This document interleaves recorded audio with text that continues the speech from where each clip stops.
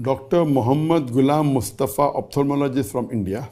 Sir, what is the reason both scientifically and spiritually to make halal chicken, halal goat, but not fish? Please reply. What Dr. Muhammad Ghulam may be asking, that when we slaughter the chicken or the goat, we do zabiha. So why is there not a requirement to do zabiha to a fish? And that's a very good question. As far as Islam is concerned, Quran clearly mentions in Surah Maida, chapter number 5, verse number 96, that lawful for you is the pursuit of the water game. And Allah says in Surah Maida, lawful for you are food of the sea, fresh and tender. So Allah has given permission, it's allowed. And there are various hadith that also says that amongst the dead animal, the only two that are permitted, it is the fish and the locust. So the hadith, and only blood that is permitted is that of the spleen and the liver. So Islamically, it is permitted to have fish without doing zabiha.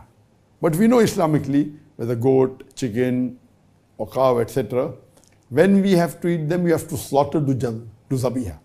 In zabiha, what we do, there are various conditions. The main is that see to it that the knife is sharp, see to it that it's not in front of other goat, and you do it swiftly.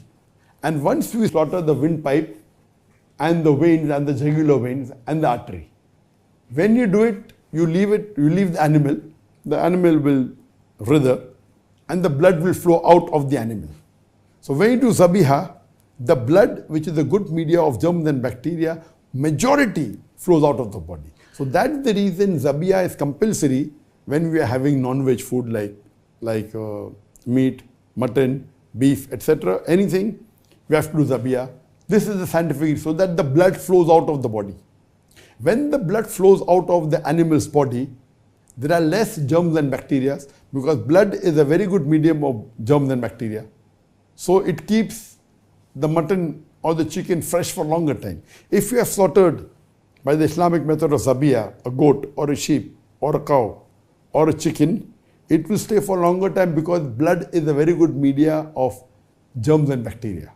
So in the normal cases, that if you don't do zabiya, the blood remains in the body of the animal and even the disease remains and high chances of you getting the disease.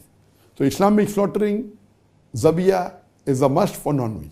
Now the question posed is, why not zabiya for fish?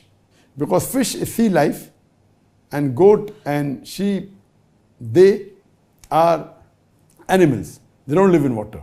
The difference in the system is that in the fish, there are gills. And when the fish dies, it gasps. When it gasps, the gills, it sucks all the blood into the gills. So in a fish, when a fish dies, when a fish is brought outside water, it struggles and you find it writhing and then it dies. So when it's out of water, because the fish cannot breathe, so what happens? When it starts breathing and it cannot, it can only normally breathe in water. It doesn't have the function to breathe the normal air like how human animals have. So what happens? Most of the blood is sucked by the gills. So when a fish has died because of loss of air, loss of oxygen, when it dies, the blood is sucked by the gills. That's the reason scientifically the blood doesn't remain in the body of the fish. Number one, the blood of the fish differs from the blood of the goat, the sheep or the animal. It's not as much of bacteria and toxins as the blood of the goat, the cow, the sheep. And secondly, the blood is sucked. So first of all, this blood is not as dangerous as the blood of the animals. Number two, the blood is sucked. Because the blood is sucked, the germs and bacteria are not there. So eating the fish is safe. This is the scientific reason. Hope that answers the question.